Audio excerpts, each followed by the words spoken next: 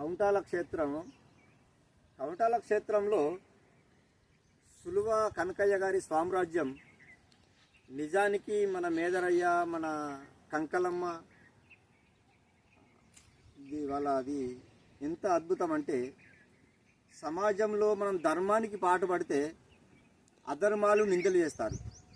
కానీ సులువ కనకయ్య గారు ఈ మెట్ల విషయంలో కూడా అక్కడికి మరి బండి సౌకర్యం లేదు, బస్ సౌకర్యం లేదు, ఈ మెట్లు కూడా లేవు. అప్పుడు తన మినరల్ వాటర్తోని ఆ గర్భగుడి ఉన్నదానికి శైలపొంట మరి టైల్స్ పెట్టి అతను కష్టపడుతూ కాగజ్ నగర్ నుంచి వెళ్ళి నీళ్లు తీస్తూ ఆ కింది నుంచి వెళ్ళి పైకి మోస్తూ కష్టపడి మన కుల దైవం మన కంకలమ్మ తల్లి అని ఎంతో చెప్పినా కానీ కనిష్కానికి మనం దాన్ని గెదర్ చేయకుండా మన ఎన్నో క్షేత్రాలు తిరుగుతున్నాం. ఈ ఒక్కసారి మన కౌంటల క్షేత్రం వచ్చి మన కంకలమ్మని దర్శించుకుంటే మన జన్మ ధన్యమవుతుంది.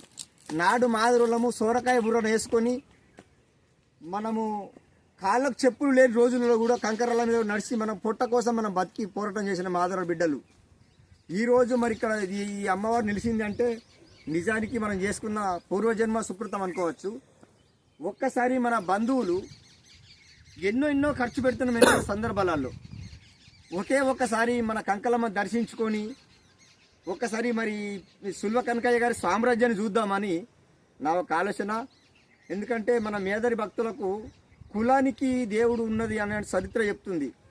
భక్త కేతేశ్వరుని మనం చూడలేము, కానీ ఇక్కడ స్వయంభుగా కంకలమ్మ దేవి వెలిసి సాతన మేదరయ్య పురాతన విగ్రహాలను ఉంచి మరి ఇంత ప్రశాంతమైన కొండ, ఇంత పచ్చగా ఉన్న అడవి అరణ్యం అంటే ఇది చెప్పడానికి చాలా అద్భుతంగా ఉంటుంది. నిజంగా సులువ కళ్యాణ్ గారికి, సులువ కనకయ్య గారికి, వారి కుటుంబానికి మనం వెళ్ళ రుణపడి ఉండొచ్చు.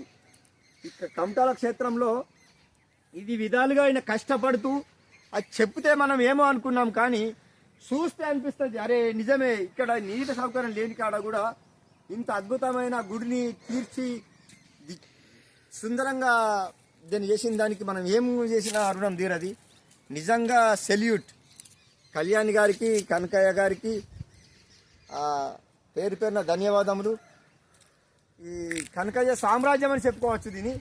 దీంట్లో సందేహం లేదు. మనం అందరం ఒక్కసారి దర్శించుకొని మనకు జన్మకు నూతనమైన మార్గాన్ని దర్శించుకునే భాగ్యం అమ్మవారు దయించాలని కోరుకుంటూ మరి సెలవు తీసుకుంటున్న అందరికీ పేరున ధన్యవాదములు.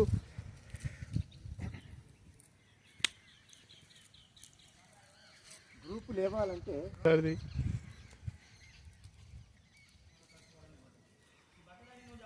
భక్త కేశ్వరా భగవంతా